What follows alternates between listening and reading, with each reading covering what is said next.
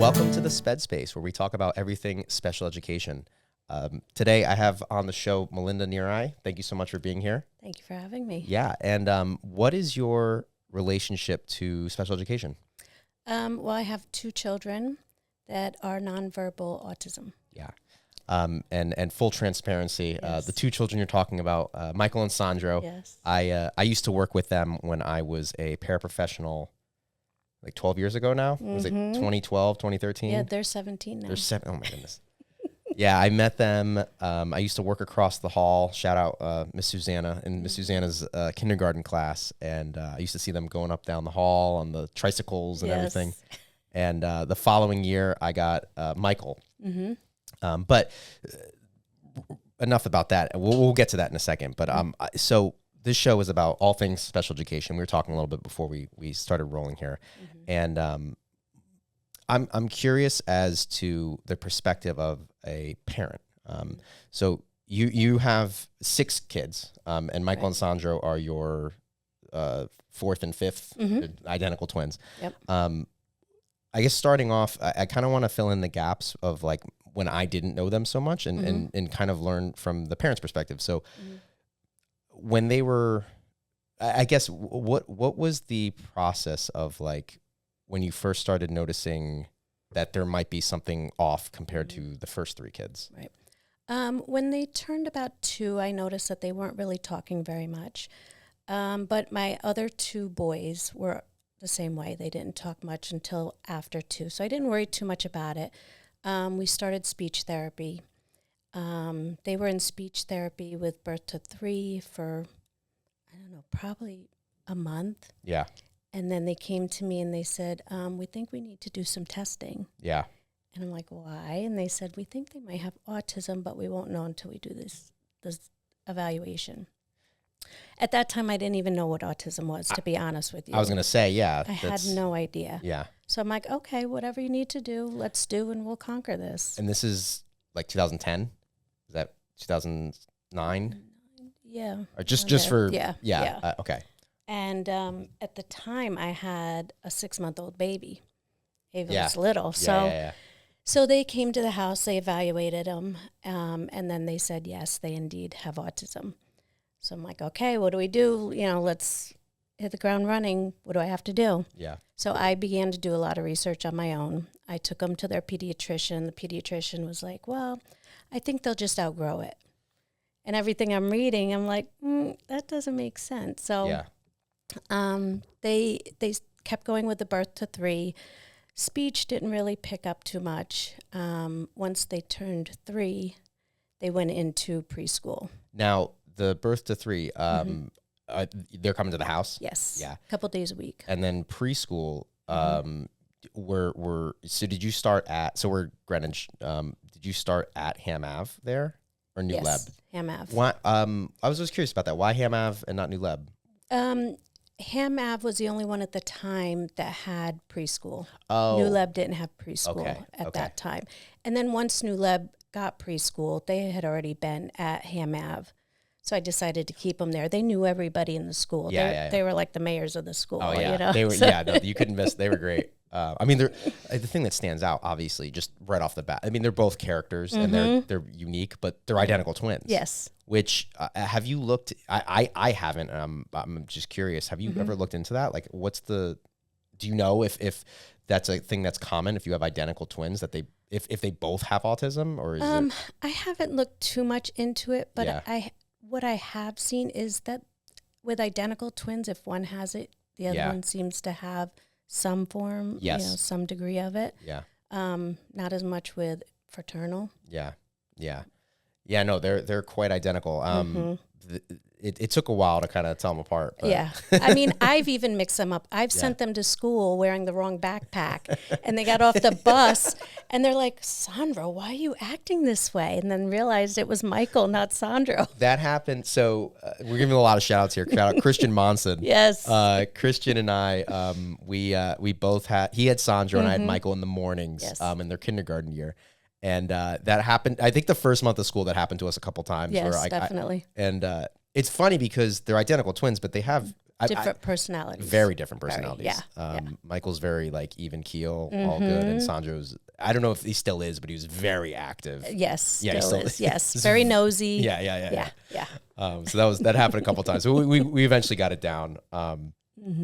Did I ever tell you about the very first time I ever met Michael? Actually, No. or I'm sorry, the first time I worked with Michael. No. So okay, I don't know why, but we were so obviously I saw him a bunch of times up and down the hall.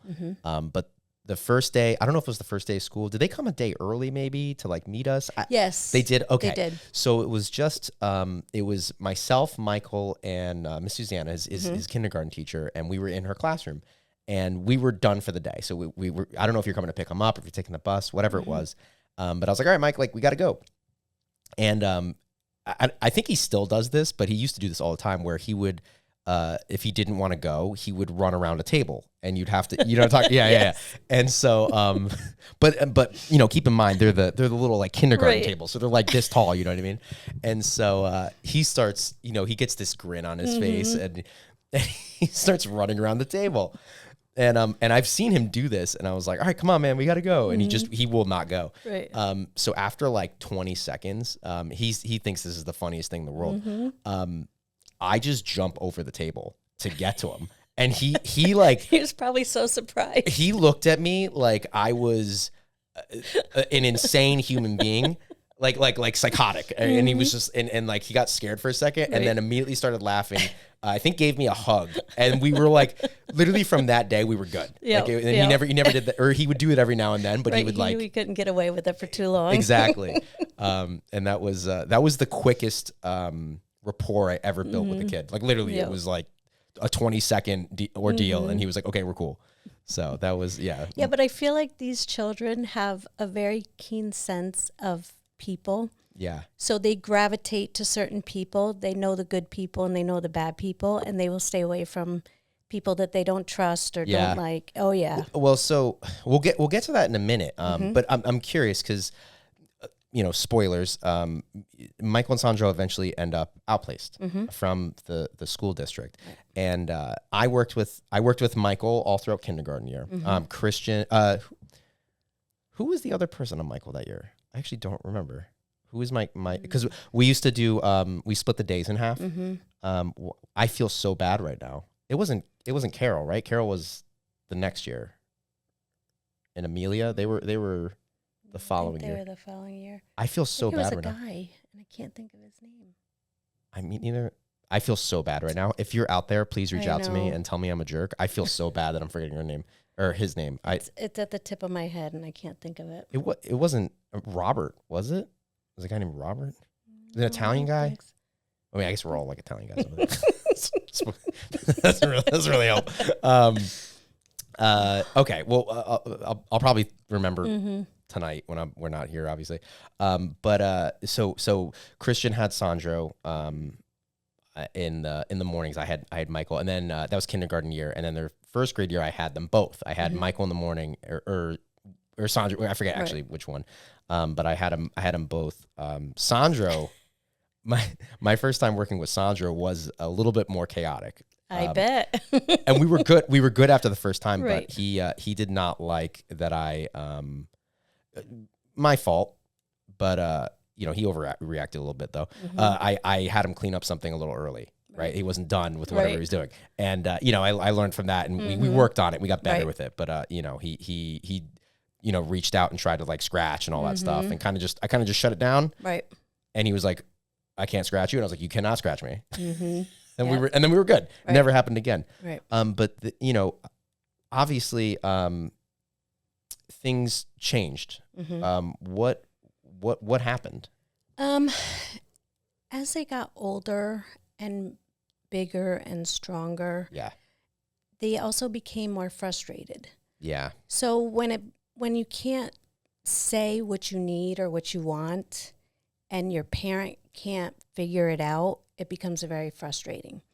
So you were having a hard time too figuring out? Yeah. Yeah. Yeah. And I know them very, very well. Of course. But I mean, there are certain times where I just could not figure out what they were trying to tell me. Yeah. And they would get frustrated, or if they couldn't do something that they wanted to do, they would get frustrated, and they became aggressive. Yeah.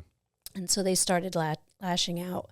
I think it started more at home first than it did at school. And slowly they started seeing it at school.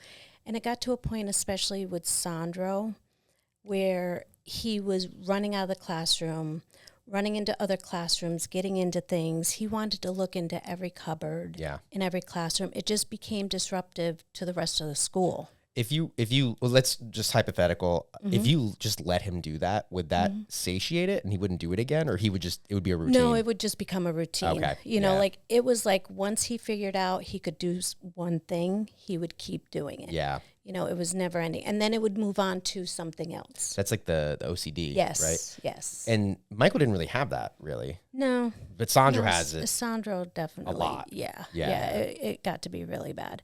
And then in 4th grade, they came to me and they said, you know, we really can't handle him anymore. He's running out of the school. He's running out of classrooms. He's disrupting classrooms. He's becoming a danger to other children and teachers. And we need to outplace him. This is in 4th grade. Yes. Now, again, not to reuse the word spoilers, but when did they get outplaced? Wasn't until...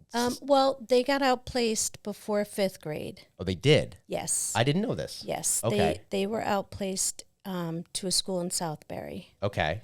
Called Giant Steps. Is that still there or no? It okay. closed during the pandemic. Right. Okay. And then they were out of school again. Got it. And then they got into Hubbard Day School. Okay. Yeah. Got kicked out of there. Oh, really? Yes. That was at... It was Stanford. in Greenwich. Oh, now it's in Stanford. Okay. Mm-hmm. Okay. Yep. And before they went into Hubbard, I had already been trying to get them outplaced. Yeah. Because the situation at home was extremely difficult. Yeah. You know, I had 4 other children.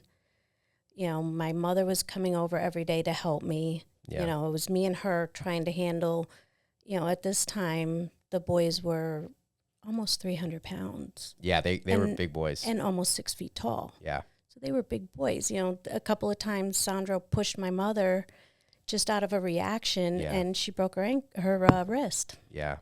So, you know, it wasn't that he was trying to hurt her, but of course. Frustration. Yeah. You know, so it became very dangerous, and I was worried about the welfare of my other children. Yeah. You know, I was worried about, you know, what's going to happen as I get older and I can't handle them. Yeah. You know, we couldn't really leave the house to go anywhere because their behaviors got to be so bad that we couldn't even go in the same car. Yeah. Because the boys would start fighting with each other and then start tearing up the car. Yeah. Or start hitting each other or trying to open the door and get out into traffic. This was, just curious, this was during the pandemic that it got real bad? Yeah. Is that... Even before. Do you think it's because... So they're identical twins. They obviously love each other. Like, I mean, it was always a blast getting them together. But I can also imagine if you have a hard time communicating, and they want to get away from each other. Exactly. So, but they're probably always kind of lumped together. Exactly. Yeah, okay. You know, I mean, they shared a bedroom until that didn't work. And then I had one sleeping in my room with me and the other one sleeping by himself in his room. Yeah. You know, and they were in the house all the time together. Yeah. You know, everything was done together. So what, during this whole time, how is there, so obviously we're talking a lot about behaviors, but let's just back it up for a second. How's their education going? Like, are they, I mean, I know that Christian and I used to, I know what I did with them, and I know we, you know, teach them like muscles and guitar and all that stuff. But like their actual like education, I mean, how are they progressing? What's going on with that? it was very, very slow. Yeah. Very, very slow. And as they got older, I became less concerned about their education and if they could do math, and more concerned about, are they going to be able to dress themselves? Are they going to be able to take care of themselves, you know, when they're no longer living at home? Yeah. You know, just daily living skills. So when did that shift occur from caring more, or I guess starting to care less about like the traditional academic reading, writing, math kind of stuff, and transitioning more into the daily living skills? Probably when they were about 13. 13. Just, Okay. I was just like, you know what? I'm pushing for them to, you know, read a book, and they're just sitting there looking at it, not reading it, you know, and they can't do simple math, so I need to make sure that they can take care of themselves as much as possible. Is that what their day looks like now? No, they work a lot on school. Okay. Apparently, I haven't seen it yet because Michael doesn't like to show me any of this stuff. But Michael can do simple multiplication. I was gonna say, I remember working with them, and back in first grade, Michael was decoding CVC words. So I was curious to see how he was doing now with that. Because he definitely, not that Sandra couldn't do it, obviously. Sandra was preoccupied with a lot of other stuff. Wasn't interested. Yeah, exactly. Whereas Michael was like, I'll do this. Yeah, if there's something that they're interested in, they will do it and keep doing it. You know, I mean, they were very good at puzzles. I would sit down with them and do a 500-piece puzzle, and they would just sit there for hours. They would. I've worked with a lot of kids, so I'm trying to remember Michael and Sandra correctly. But if I remember correctly, they would do the puzzle, and the second they would finish it, they would look at it for a couple seconds and then just exactly destroy it. I'm like, oh, couldn't we just? It would be quick too. Like it's not even like you have time to take a picture or anything. It's just like done. Yep. On to the next. Yeah. Hey, you know what? That's a good life lesson, right? Kind of just finish the thing, move on. Exactly. I like it. So they're so they get placed at Giant Steps, which closed. Right. Harbor Day, they get kicked out. Is behavior, I'm assuming? Yes. What were they doing? Well, they were getting transported in a car, and they were fighting in the car. I remember this. Okay. And then they decided to transport them separately, so they'd pick one up, come back, and get the other. Oh, wow. Yeah, and that just became a big issue. And they were having behaviors in the school, too. Yeah. So it became difficult, and they just said, you know what, this is not working. Yeah. I remember that was a lot of bus stuff. Oh, there was a lot. They wouldn't sit down for the bus ride. And when they went to Giant Steps, it was like a 45-minute ride. So they wouldn't sit on the bus. I'd get phone calls coming to pick them up on the side of the road because they wouldn't sit. There was one time a police was on the bus because the bus driver called the police to try and diffuse the situation. How does that work? Because it did not. It was a disaster. Sorry. They were on the side of 95, and they called the police. Just for the listeners out there that aren't aware, so 95 is the major highway on the east coast of the United States. So it's not necessarily someone safest, you don't want to pull over on 95. Right. Yeah. Okay. Yeah. All right. So we get a phone call that we have to come and pick them up. So we go, and they're right after the exit. So they could have gotten off the exit, but for whatever reason they didn't. So they pulled over on the side of the highway and called the state police. I was going to say that's state police. So they're probably even less prepared to. They had no idea what to do. Right. So we get there and we get on the bus. Michael's hysterical. Sandra's fine, which is funny because he was the one that started the whole thing. Yeah. And we get on, and the state police are like, well, what do we do? And I'm like, well, we have to get them off the bus and into my car. They're like, you can't do that on the side of the highway. I'm like, well, what do you want me to do? Yeah. They directed the bus to back up on the side of the highway and get off the exit because it was the quickest way to get the boys off. Yeah. And then we got them off the bus. As soon as they got off of the bus, they calmed down pretty quickly. The police asked if there was anything that they could do. We're like, no, we got it from here. And then we brought them home. But, I mean, this happened numerous times. I was going to say that was more than once. Numerous, or did it happen more than once? Oh, I mean, I had to fight to get restraints. Yeah. So, special seat belts so that they couldn't get out of their seat. Why would you have to fight for that? Is it because you're one of the first ones that went through that? Probably. Yeah. Probably. Because, I mean, I guess it's crazy how fast special education can move. It's crazy how fast education can move and crazy how slow it can move. Right at the same time. Exactly. So I think it was a lot of miscommunication, too, between the school district and the bus company. Right. So the school district would say, we asked them to order the harnesses. They're coming in. And the bus company would say, well, we haven't gotten them yet. they had them, they just didn't install them. You know, it was like months. Is this it was something ridiculous. I mean, I don't know about now, but is this something they could have just gotten on Amazon? Like, is it one of the, or is Oh, it like definitely. yeah. Definitely. That's so frustrating because it's like somebody just order it. Exactly. You know? I mean, thinking back now, if I had known that, I would have just ordered it myself and been done with it. But you know what though? Like as a teacher, that infuriates me because I think that's the approach a lot of times that people will have. It's like, you know, they make it difficult for you to get the things that you need, that you just go and use your own money. Exactly. And you're not going to get reimbursed, you know? Exactly. And this was a safety issue. For sure. It wasn't even, you know, I don't know what the word I'm looking for, but, you know, it was a safety issue. It's an immediate, like, we need to address this yesterday. Exactly. You know? Exactly. And the first time it happened, I called a PBT meeting immediately. Yeah. You know, and they were like, okay, well, we'll figure out what to do. You know, they're getting out of their seatbelt. And I'm like, well, there's got to be something else. My boys can't be the first ones that are getting up out of their seat. They were very smart. Yeah. So they knew how to click that seatbelt, no problem. But it's just interesting because I've gone, it's been so long, but I've definitely gone on field trips with them. Mm-hmm. Is there an aide on the bus?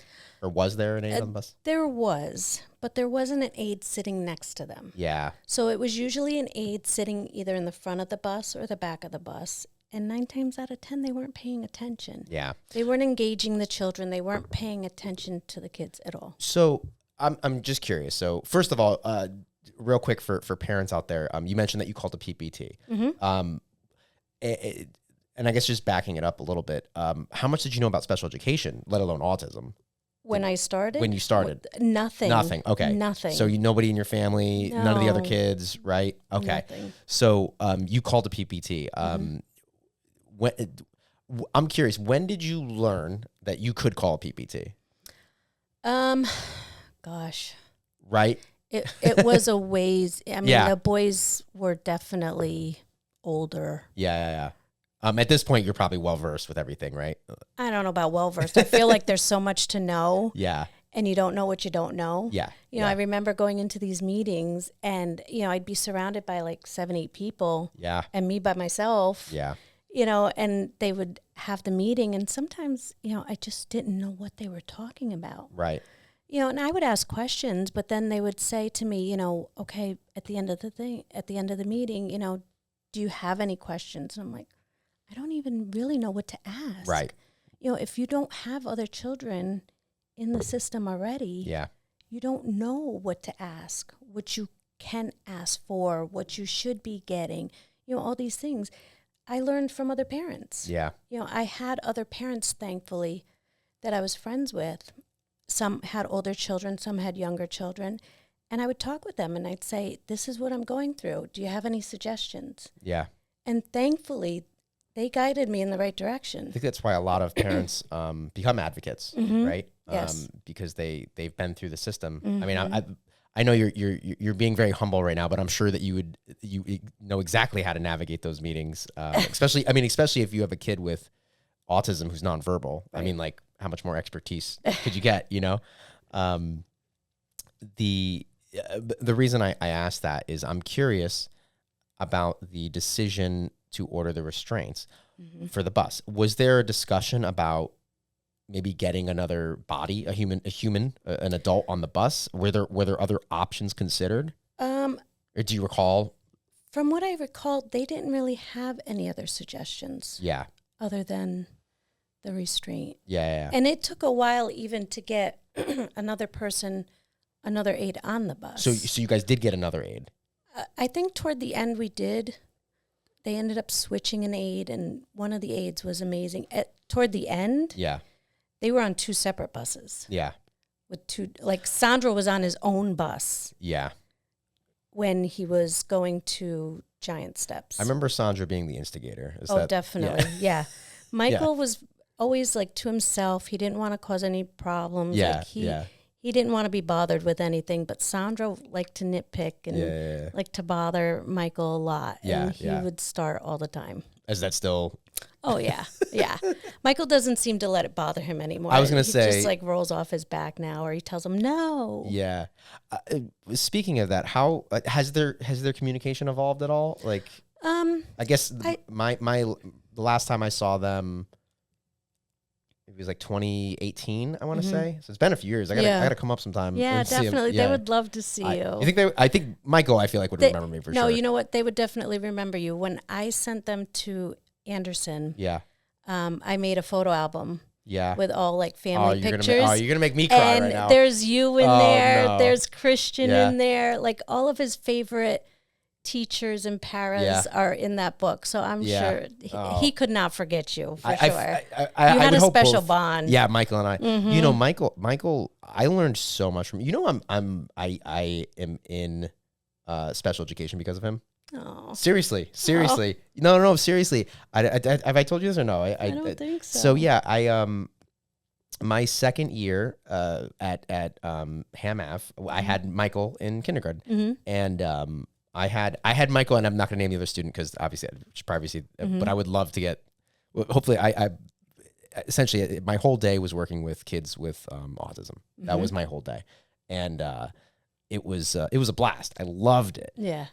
But because I was spending my whole day with kids with autism, I realized how imperative it was for communication, right? Like or how imperative it is to be like a human being. Like we need to be able to communicate, whether it's verbal, whether it's a Proloquo Go app, whether not to name drop apps, but whether it's sign an app, language, the communication boards, whatever it may be, but just something. And so I wanted to be a speech pathologist, mainly because of Michael and this other student I was working with. I quickly learned that I would have to go back to school and get an entire different bachelor's degree. So I was like, not doing that. So I was like, all right, you know what? These SpED teachers, they seem like it seems like a fun job. I'm over here, busting myself being a paraprofessional. Like, let me go do that. And so yeah, but a big part of it was working with Michael, right? Like I was like, I had so many ideas because at the time, it can be being a paraprofessional is awesome. It's frustrating for a lot of things that have nothing to do with the job itself. Right. But the job itself is very rewarding. And those of you that are listening that don't know, a paraprofessional or a professional assistant or a teacher's aide, whatever it may be called, and wherever you are, is someone that works. In this instance, works one-on-one with a student. Right. And is with them to not only ensure their safety, which is probably like the most important thing. But then also to help maintain skills, right? So they're taught by the teachers, the special education teachers, the service providers, and as a para, your job is to help maintain those skills. With Michael, specifically, he learned so fast. Like he was a rock star, and I remember getting frustrated because the goals we weren't moving fast enough. Right. And so I started just going ahead. I was like, okay, logically speaking, like this is the next thing we should be doing. This is what the class is doing. Let's just do what the class is doing. Right. If he's doing what the class is doing, I mean, no one's going to get upset with that. He's doing what the class is doing. Right. So it encouraged me to, it kind of led me on this path to becoming a SpED teacher because I was like, I want to have more say. I want to be able to, when I see a kid like Michael who's excelling, I want to be able to say, hey, Mom, let's have a meeting. Exactly. And your kid's doing great. We need to increase the goals. We need to do this. Or the other student I was working with was struggling a lot. Right. And I was like, these are way too hard for him. And they're frustrating for him. Right. And that's okay. We need to fix it. Well, now that you say that, that was one of the frustrating things for me. Yeah. Was that the paras weren't involved in the PPT meetings. I was going to say that. And I always said, these paras are with the kids all day. Yeah. They know these kids inside and out. Yes. They should be involved in this meeting. I did request the paras at one meeting. They said Christian. No? I requested later on. And they let them attend the meeting. If you request, parents, spoilers, you can request anybody to be there. And I wish I had realized that sooner. I see the reasoning for it. I will say that. It depends. I mean, it depends on who the para is, right? But I think, in a case like that with Christian and Carol and Amelia and all the other fantastic, we had a fantastic group. We had an amazing team. Yeah, shout out to the Ham Ave team. They were amazing, like family. Yes. Yeah. The best. And the whole department was great, right? So there's no shade on anybody, but I can see why the districts don't want to, because it's you don't have the same it's tough because I don't want to like, I was a paraprofessional, so I feel a little bit more comfortable saying this, but like you don't have necessarily the same training as the teachers. And you know, it's the district trying to just cover themselves, right? They don't want the para to say something they shouldn't have said, which I get, but at the same time, you know, I don't agree with it. They're side by side with your kid all day, right? You know? Right. Oh, for sure. I'm just kind of walking through it as you know, because you do have to be a little careful, and I respect that. I mean, I'm an advocate now. Please, all the paras come in, say whatever you want to say. More than happy to listen to you. But they should be. They should be included, especially when you have paras that are ambitious and really want to work with the kids and work hard with the kids. And I would say even more so when you have kids that are nonverbal, right? Because I mean, they depend on you a lot. Yeah, and I mean, obviously families are number one in terms of like understanding your kid.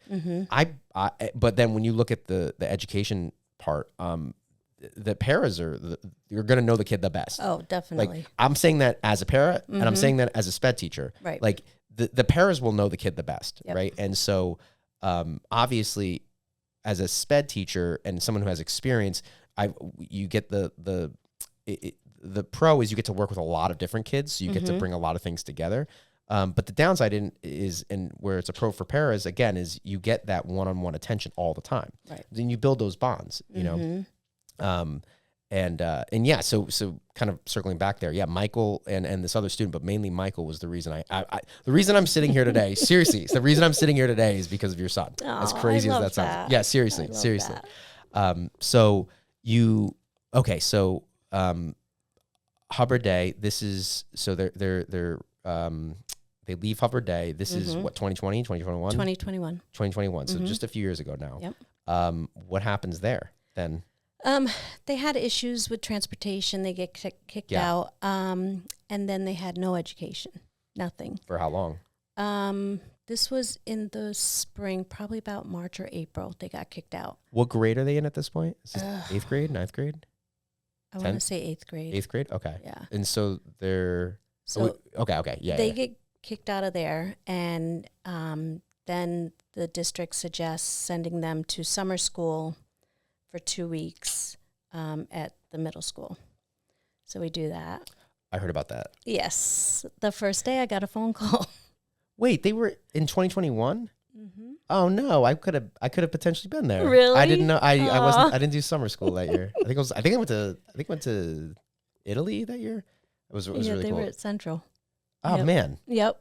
The first day I get a phone call that Sandro is in the auditorium and they can't get him out. At Central? Yep. Yeah. Yep. It's a cool auditorium. Yep. I don't blame him. Well, Sandro's nosy. Yeah. So he wanted to look everywhere, and he happened to see kids in there playing and instruments, and he wanted to check it out. You know, it's rough. Because I know the boys, I would have been like, hey, can somebody go get their stuff. We'll just hang out here. Right. Because I used to do that. Yeah. I used to actually hold class and just every now and then when the auditorium was free and I had 3 or 4 kids, like, yeah, let's go down the auditorium, do class in there. Exactly. Like nobody's using it. Yep. But well, that's when we got to the school, my husband and I, we went and he's surrounded by people. Yeah. And so now he's even more agitated. And no one knows who he is, right? Exactly. Yeah. Everybody's new to him. Right. So we were like, what's going on? They tell us, and we're like, well, can he just go and do a walkthrough? And they're like, well, yeah, I guess. So he goes, he does a walkthrough, he checks everything out, he comes out, and we leave. Yeah. He was fine. Yeah. But the problem with that, too, is that the OCD kicks in. Right. And he wants now every day he wants to do a walkthrough first. Yeah. So, in some ways, what's the big deal? Let him do the walkthrough. Yeah. And then he's done and he can move on with his day. Yeah. But, if there's a class in there, he can't do that. I guess to play devil's advocate, the other concern I would say, not a big deal, but the other concern is knowing Sandra and then also knowing OCD is what then builds onto that routine. Exactly. Right. So what first starts as just a walkthrough might turn into like a 3-mile hike around, the campus. Exactly. And it's suddenly like, what are we doing? Yeah. So, and Michael's fine, I'm assuming? No. Oh no, Michael bolted one day and went across the field and almost to the road. Yeah. So I got a phone call. Michael's bolted. Like there was almost a phone call every day. Yeah. I think that's what made them realize that these boys need more than a traditional school, and we were really having issues at home. So, but they had already suggested outplacement 2 years ago. So, or I guess 4 years ago at this point. That was back when we were having trouble with the transportation. They said, if we can't get this transportation under control, if we can't get them to stay seated, we're going to have to look into outplacement. And of course, my first reaction was like, what? Wait. Are you kidding? Yeah, what? Because, it's a safety issue, and if they can't get them to school safely. Now, I'm curious, at this time, are you, sorry, we're jumping around a little bit, but the fourth grade, are you okay with outplacement at this time? At first, I wasn't. Okay. I fought to keep them at HAMAV because I loved the school so much. I loved the paras. I loved the teachers. I wanted them to stay there until 5th grade. Yeah. Then I talked to some other parents of friends of mine, and they were like, Melinda, outplacement doesn't happen very often. And if they're suggesting it, then they really need it. And so it became, do I do this for them or do I do this for me? Yeah. So I was like, okay, if they have to be outplaced, they have to be with children like them, then so be it. And then a shift occurs, and now you're definitely okay with outplacement. I mean, it sounds like it's the right move. I think you have to find the right school. Yes. And they said the district suggested schools, and I toured the schools they suggested.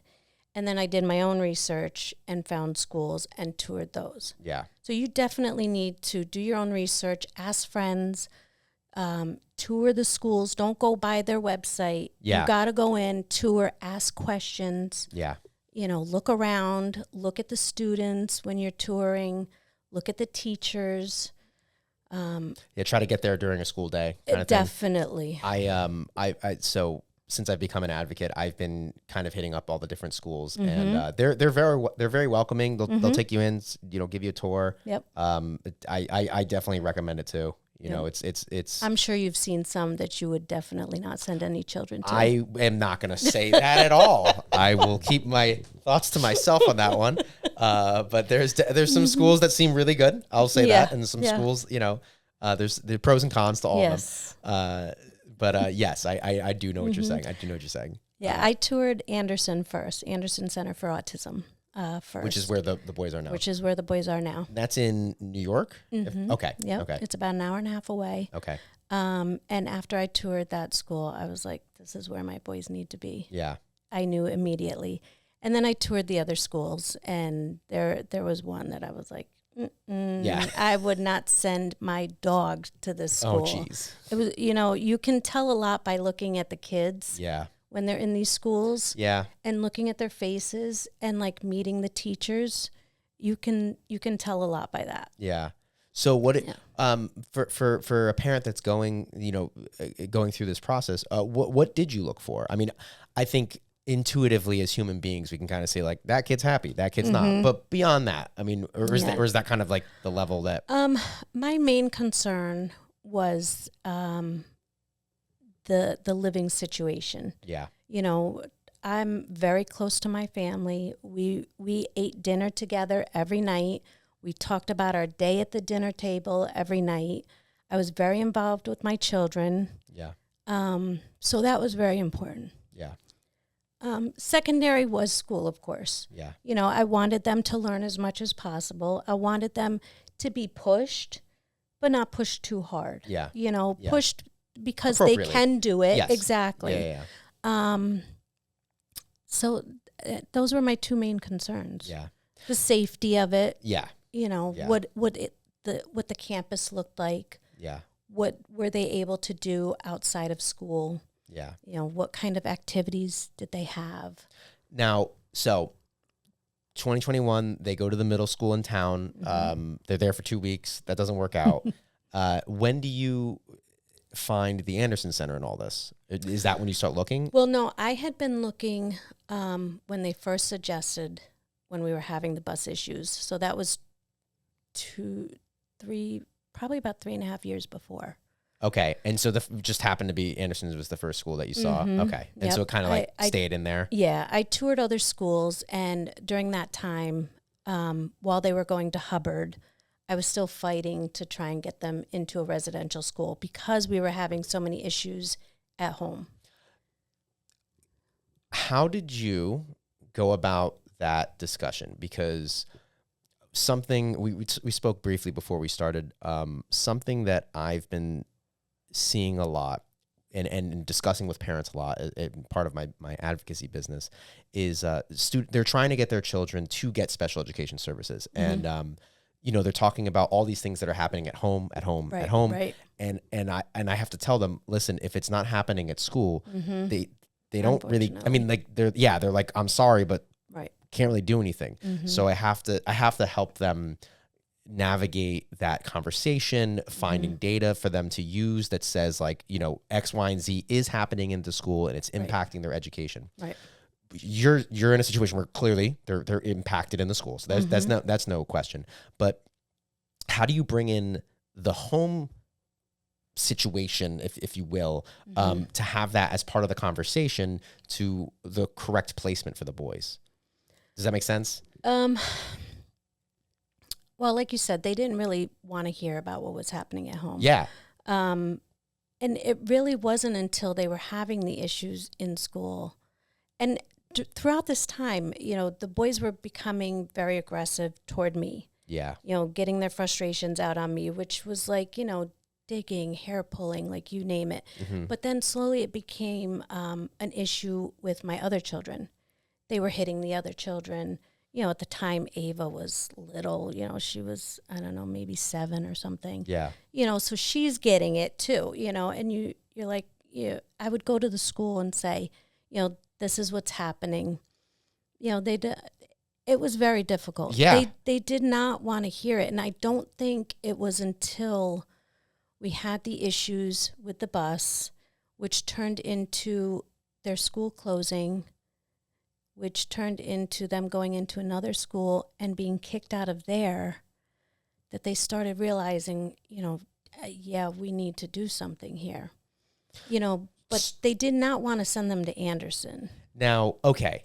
So then Anderson, just to be clear, is a residential facility. These all these other schools, all these other facilities, they are not, correct? These are all, or maybe you're looking at some, but Hubbard Day and Giant Steps, right. Giant Steps. Greenwich did not want to do residential. They wanted to keep them correct. And I mean, just to be blunt, it's right. Yeah, it's more money. It's going to cost more. Of course. But is it one of those things where, regardless of the residential, it sounds like Anderson, they're obviously doing well there. Mm-hmm. Was it just the best and most appropriate school for them? Yeah. Ultimately, and it happens to have they happen to be a residential placement. So now, go ahead. Yeah. Well, I think after the middle school situation, they realized they needed to be placed quickly. Yeah. And Anderson had already accepted them. Okay. Had accepted them for 3.5-4 years before. Okay. We had to go through a reevaluation, and they were accepted again. And that really, and in the end, was the only place for them to go. Yeah. There were no other options as far as like a day school that could handle them in the area. Yeah. Yeah. So it really became the only option. Okay. Yeah, because so it makes sense. I mean, it's they need a 24-hour a day service definitely to be able to get their education. Yes. Okay. And I also had a lot of information from their doctors. I had their doctors write notes. Yeah. I had their therapists write notes. We were getting ABA therapy at home. Yeah. When they had no school, I had 2 therapists, one coming in the morning, one coming in the afternoon for each one of them. Yeah. Yeah. 6 days a week. Yeah. So I had them writing notes. I had therapists writing notes. They went to, I forget the name of the therapist. They had a therapist that they went to for an evaluation, and he couldn't even get through the entire evaluation. And he's like, why are these boys in school and not in a residential school? They need this. Yeah. They couldn't even sit down to concentrate for a section of the test. Yeah. Now, what is so so the middle school experience happens in town. How long does it take between them? I guess the 2 weeks is up, and then them getting into Anderson. About a month. Oh, so it was quick. It was quick because I had already had everything done. Okay. So I was continuously in touch with Anderson, saying, you know, I'm still fighting to get them in here. It's going to happen one day, but I don't want you to forget my boys. Yeah. And so they were always in the back of their mind. And when Greenwich had said, yes, you know, we think they need residential, here's a couple of options. I looked at those options, but I also looked at Anderson, and Anderson accepted them again, thankfully, right away, and had spots for them. Yeah. I want to tread carefully when I ask this question. So, you know, if this doesn't show up, you don't worry about it because you're not hearing this. At this point, who are you bringing to the meetings with you? At that point, I was bringing the BCBAs that were coming to my house. The outside therapists. Okay. Yep. I had the clinical therapist that evaluated the boys. He wasn't able to come, but he wrote a letter, and he was available through Zoom. And that was it, me. No advocate, no lawyer, nothing. No. You did this all yourself.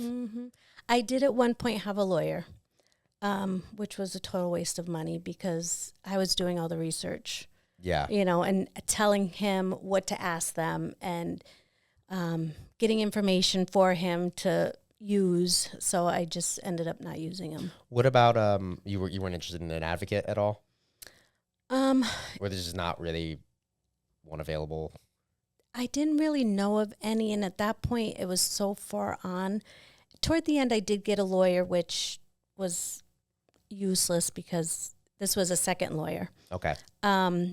Which was useless because she didn't end up doing anything that I asked her to do. Yeah. So it was just basically me going to the meetings and advocating for myself. So, you know, and lawyers are very expensive.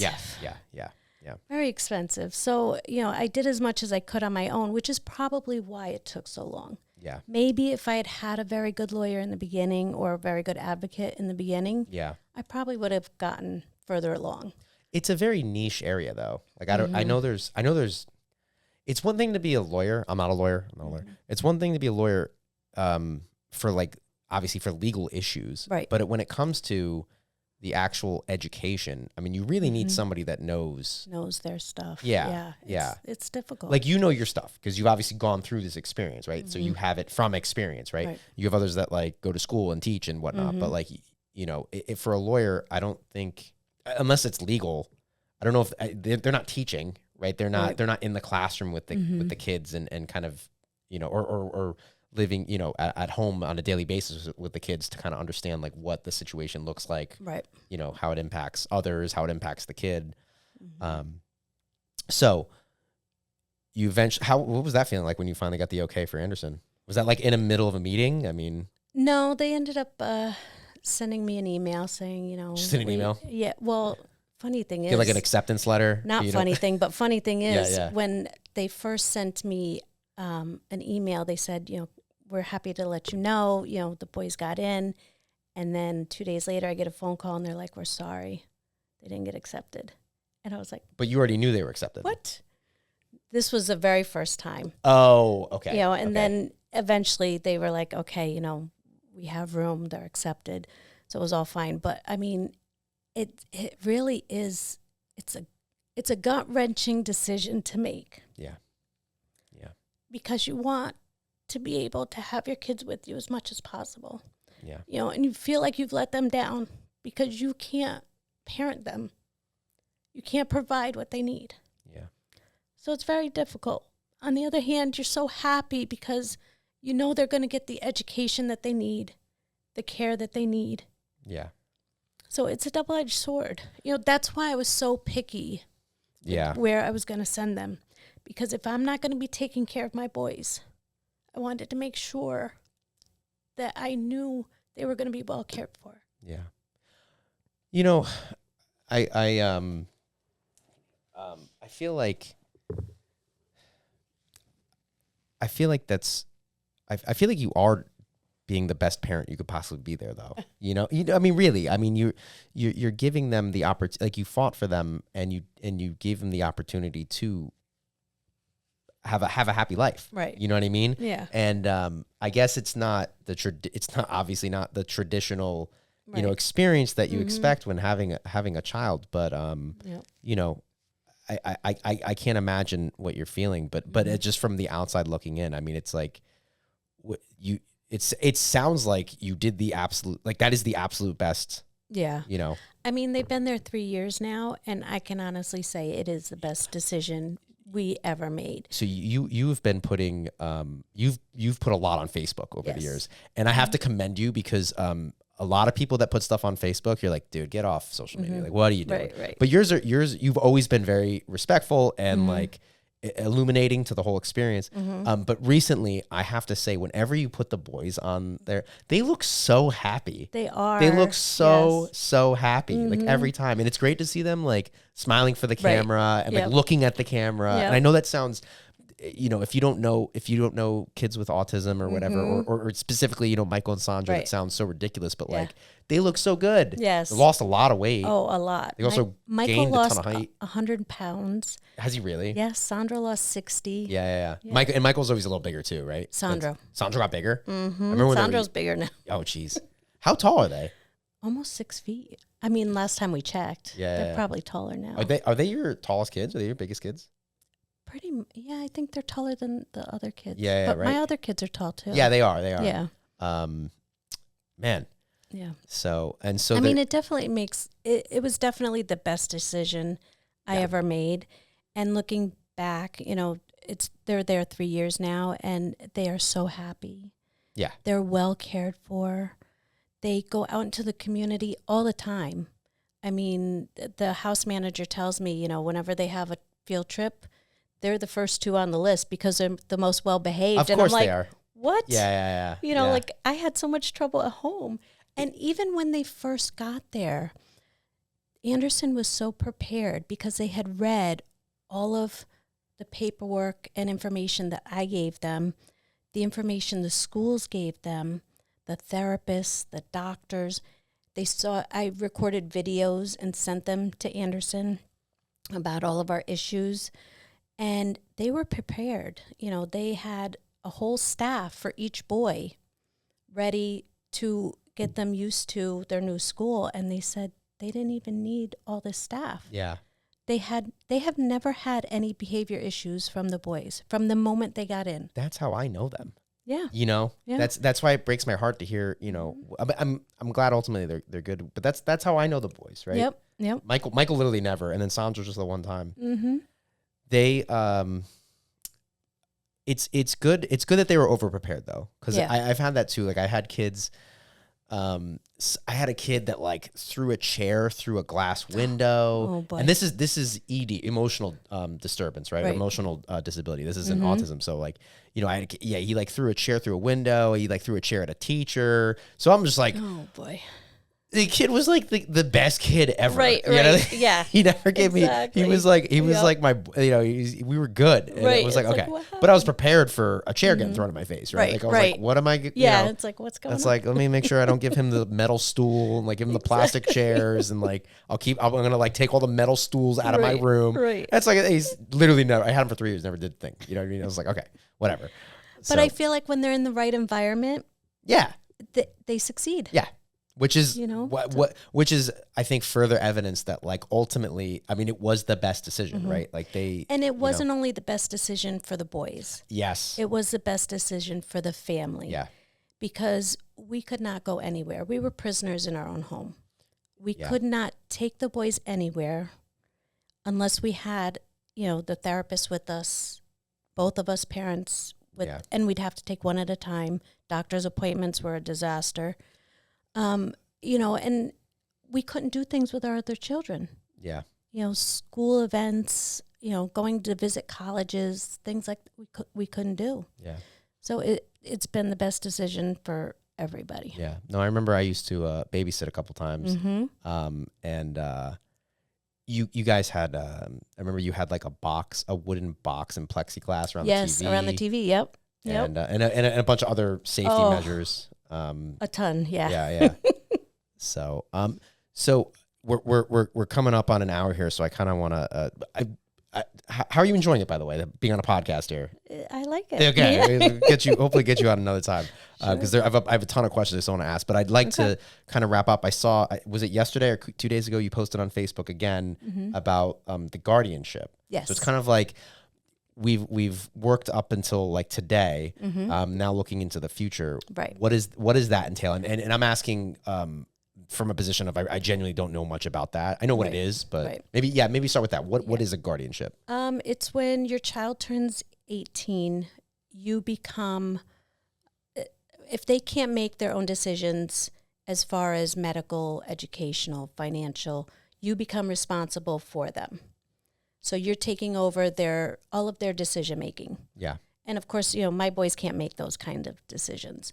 So I'm still learning as I'm going, just starting to fill out the paperwork and things.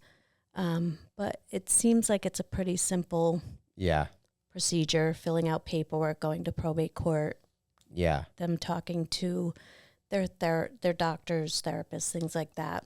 And just curious, like how did you know to do this? Did somebody suggest this to you, or is this something that you read about? Yeah. Anderson had told me that when they turn 18, this is something we have to do. But I also knew from other friends that had children that were older that, before they turn 18, you got to make sure you start working on this, because there is some paperwork, of course, that you have to do and get prepared for. Before they're 18, right? Yes, before they're 18. Yes. It's really important. Yes, they turn 18 in March, and I'm starting now. Yeah. Yep. And then you mentioned it a few times now, but I'd like to wrap up on this. I think a really crucial thing with special education is community and having a social network. Yes. And I'm not going to claim to have even the slightest idea of your experience, because while I got to know the boys and I've worked with other kids with autism, ultimately at 2:15 or 2:45, I get to go home at the end of the day. I think it's safe to say that it's a quite unique experience, that unless you know other people that are going through it, it's kind of hard to relate. Exactly. I would say it's probably borderline impossible to relate.